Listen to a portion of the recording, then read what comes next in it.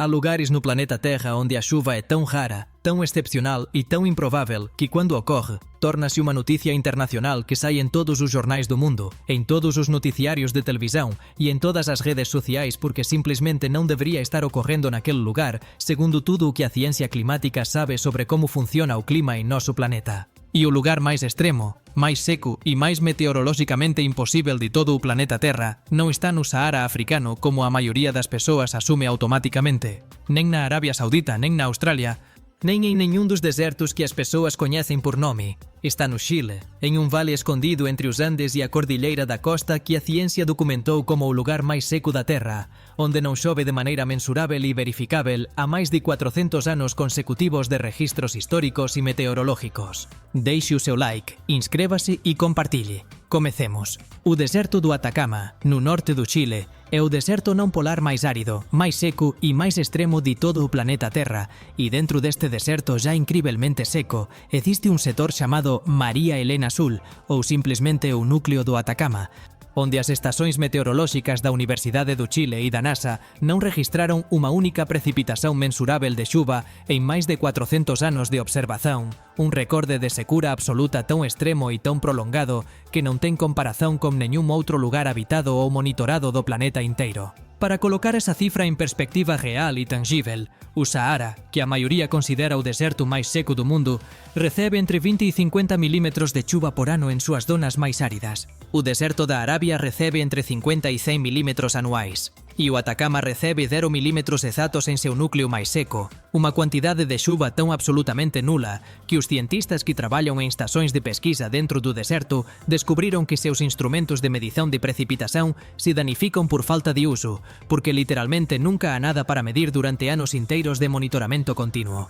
A razão geográfica desta secura tão absoluta e tão impossível é uma combinação de fatores que convergem no norte do Chile de uma maneira que não ocorre em nenhum outro lugar do planeta. O primeiro fator é a corrente de Humboldt, uma corrente oceânica fria que viaja desde a Antártida ao longo de toda a costa ocidental da América do Sul e que esfria tanto a temperatura do Oceano Pacífico en frente ao Chile que a agua do mar é demasiadamente fría para evaporar e gerar as nuvens de chuva que normalmente se forman sobre os oceanos tropicais e subtropicais, criando un efeito de bloqueio atmosférico que impede que a umidade do Pacífico chegue á costa chilena do norte. O segundo fator é a Cordilheira dos Andes, que com seus cumes de máis de 6.000 metros de altura, atúa como uma muralha gigante que bloqueia os ventos úmidos que vêm desde a Amazônia e desde o Atlântico a leste, obrigando toda a umidade a descer en chuvas sobre as encostas orientais dos Andes na Argentina e na Bolívia, enquanto o lado ocidental chileno fica completamente seco e desprovido de umidade. O terceiro fator é a presença de un sistema de alta presión atmosférica permanente sobre o Pacífico Sul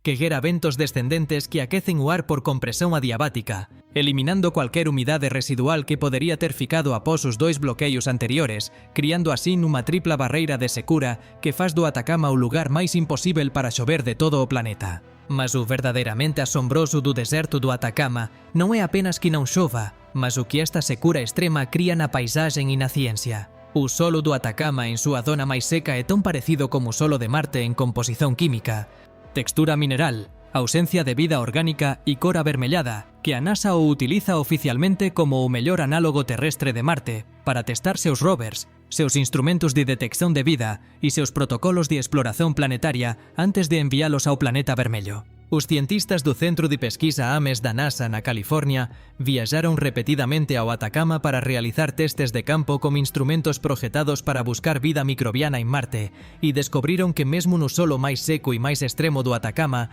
existen bacterias extremófilas que sobreviven absorbendo umidade directamente da néboa costeira que se infiltra pelas noites desde o Pacífico. Microorganismos que os astrobiólogos consideran os mellores candidatos terrestres para entender como podería ser a vida en un planeta tão seco como Marte ou como Venus. O cuarto dado é que o Atacama non é apenas o deserto máis seco do planeta, mas tamén un dos lugares como o ceo máis limpo, máis escuro e máis perfeito para a observación astronómica que existen en todo o hemisferio sul e posiblemente en todo o mundo inteiro. A combinación de cero umidade atmosférica, Zero poluición luminosa nas zonas afastadas das cidades, altitude elevada de máis de 2000 metros acima do nivel do mar e a ausencia quase total de nuvens durante os 365 días do ano cría condicións de observación astronómica tão perfeitas e tão inigualáveis que os países máis ricos e máis desenvolvidos do mundo construíron seus telescopios maiores, máis avanzados e máis caros exatamente nos cumes das montañas do Atacama chileno. O Observatorio Paranal da Axencia Espacial Europea, o Atacama Large Millimeter Array conocido como ALMA, que é o radiotelescopio maior e máis poderoso do mundo,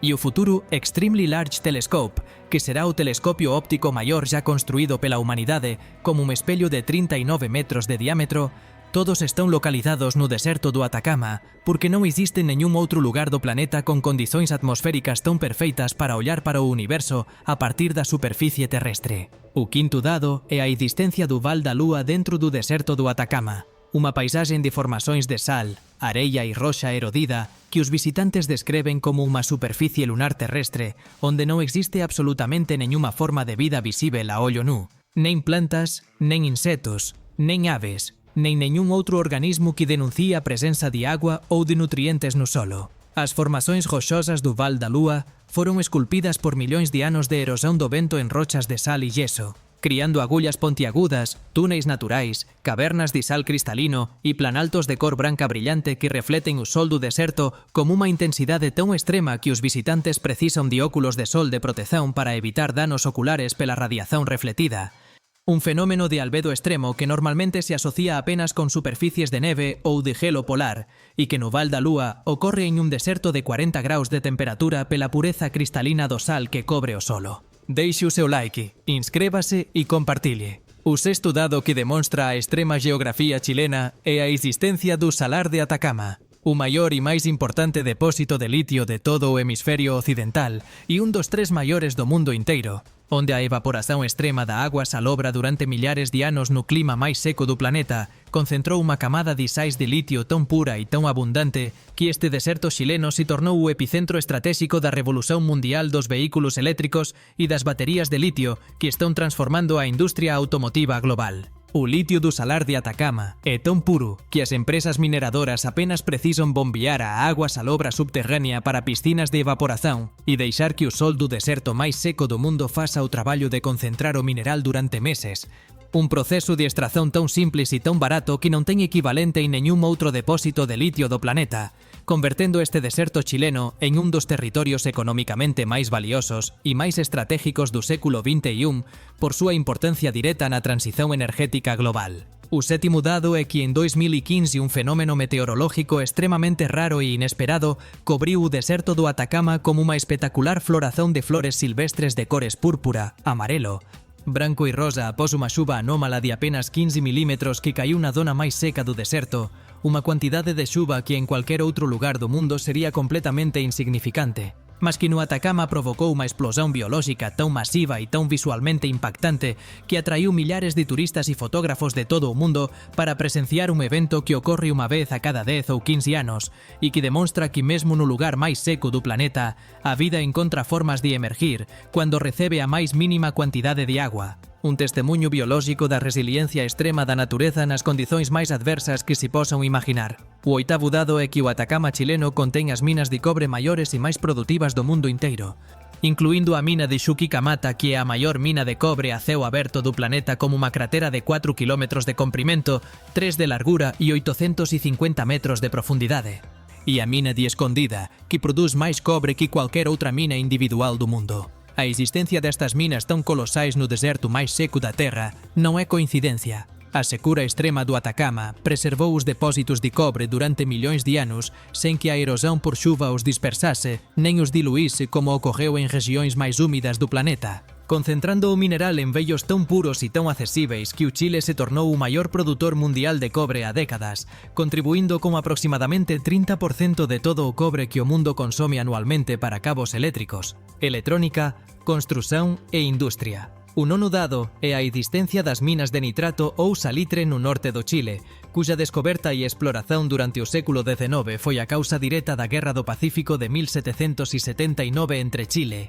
Perú e Bolivia, unha guerra que mudou para sempre os mapas políticos da América do Sul e que deixou a Bolivia sen acceso ao mar como consecuencia de súa derrota, unha ferida geopolítica que aínda gera tensóns diplomáticas entre os dois países até o día de hoxe. O salitre do Atacama era tan valioso no século XIX como o petróleo é hoxe, porque era o principal fertilizante agrícola do mundo e o ingrediente chave para a fabricación de explosivos militares, e súa concentración tan extrema no deserto máis seco do planeta foi resultado directo da mesma secura que evitou que a xuva disolvese e dispersase os depósitos minerais, demostrando que a geografía extrema do Atacama non apenas cría paisaxes imposíveis, mas tamén determina conflitos históricos, fronteiras nacionais e economías inteiras que definen a realidade política da América do Sul até o presente. O 10º e último dado é que o Atacama chileno é o lugar onde a NASA confirmou en 2018 a descoberta de materia orgánica e de variações sazonais de metano en Marte usando dados do rover Curiosity.